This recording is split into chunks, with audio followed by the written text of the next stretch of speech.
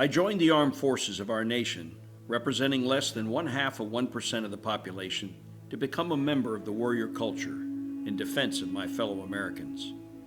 I was sent, trained, and deployed wherever I was needed to defend and protect our freedoms and way of life. I left the familiar comforts of my home of origin and family, often deploying to faraway lands.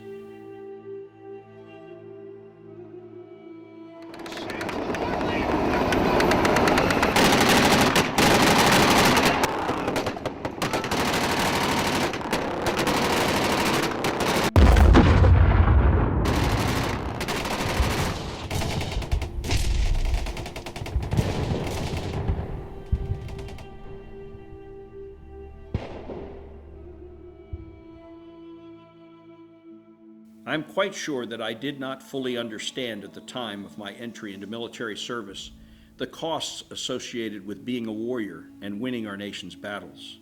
But I witnessed firsthand the sacrifice, suffering, and battle scars endured by my battle buddies, who gave their young bodies and minds to fight for those who could not defend themselves. Some sustained lifelong visible wounds, the evidence of their bravery, while still others bear the invisible wounds hidden from the naked eye, yet always present. And still others made the ultimate sacrifice, the last full measure of their devotion, that others might be free. I folded the flag of our nation's colors, raised from the casketed remains of my fallen fellow warriors, and witnessed the sad expressions of grief on the faces of loved ones who received that folded flag with condolences expressed on behalf of a grateful nation. And now, I'm returning to my home away from home, to you, my fellow citizens and temporary neighbors, representing my military culture by moving on to my next military assignment, or retiring, as we say, returning home as good patriot citizens, to pass on my knowledge of service, sacrifice, and patriotism to the next generation who will take my place in the future. As we return to you, will we find ourselves isolated and marginalized for being such a transient and unique culture of people who spent a considerable time in our adult lives serving you and your loved ones? Do you see me and my family as we attempt to transition back into the community of our choosing, the community from which you have hailed much of your own family and church life?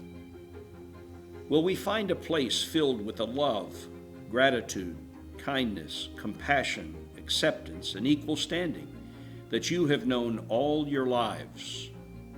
As we settle down as forever citizen warriors of our nation, we long for that connection that our military sacrifices made difficult for us to attain due to the transient nature of our service.